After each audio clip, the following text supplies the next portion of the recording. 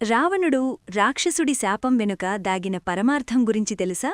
రామాయణమంటేనే చెడుపై మంచి సాధించిన విజయం, అధర్మంపై ధర్మం పొందిన గెలుపు. లోకకంటకుడైన రావణుణ్ణి సంహరించేందుకు సాక్షాత్తూ ఆ మహావిష్ణువే రాముడిగా అవతరించాడు. అయితే పండితుడు, శివభక్తుడైన రావణుడు అసలు రాక్షసుడిగా ఎందుకు పుట్టాల్సి వచ్చింది? దీని వెనుక వైకుంఠంతో ముడిపడి ఉన్న రహస్యమేంటి? వైకుంఠ ద్వారపాలకులు, శాపఘస్తులు.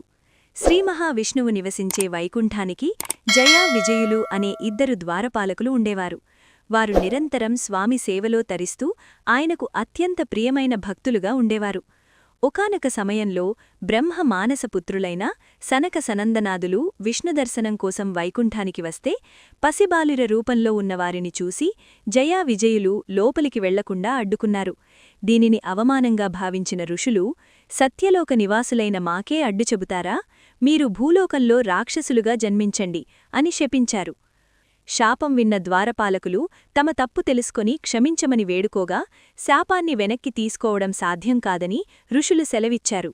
అయితే సాక్షాత్తూ ఆ శ్రీహరి చేతిలోనే మరణించి పొందితే త్వరగా శాపవిముక్తి కలిగి తిరిగి వైకుంఠానికి చేరుకుంటారని మార్గం చూపారు.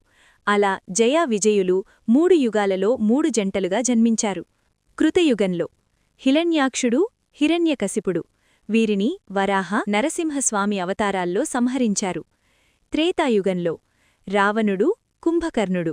శ్రీరామచంద్రుని చేతిలో వీరికి మోక్షం లభించింది. ద్వాపరయుగంలో శిశుపాలుడు, దంతవక్రుడు. శ్రీకృష్ణుని సుదర్శన చక్రానికి బలయ్యి మళ్లీ వైకుంఠానికి చేరుకున్నారు. రావణుడు చేసిన ప్రతి చర్య వెనుక తన ప్రభువు దగ్గరకు చేరుకోవాలనే తపన ఉంది.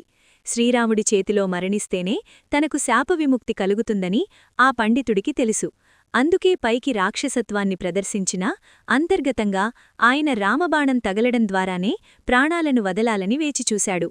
ఈ విశేషమైన కథాంశం మనకు శ్రీమద్ భాగవత పురాణంలోని 7వ స్కంధంలో సవివరంగా కనిపిస్తుంది.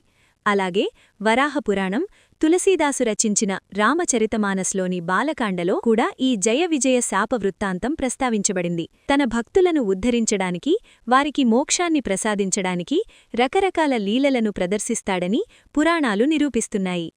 ఈ వీడియో కనుక మీకు నచ్చినట్లయితే లైక్ చేసి, షేర్ చేసి, కామెంట్ చేయండి.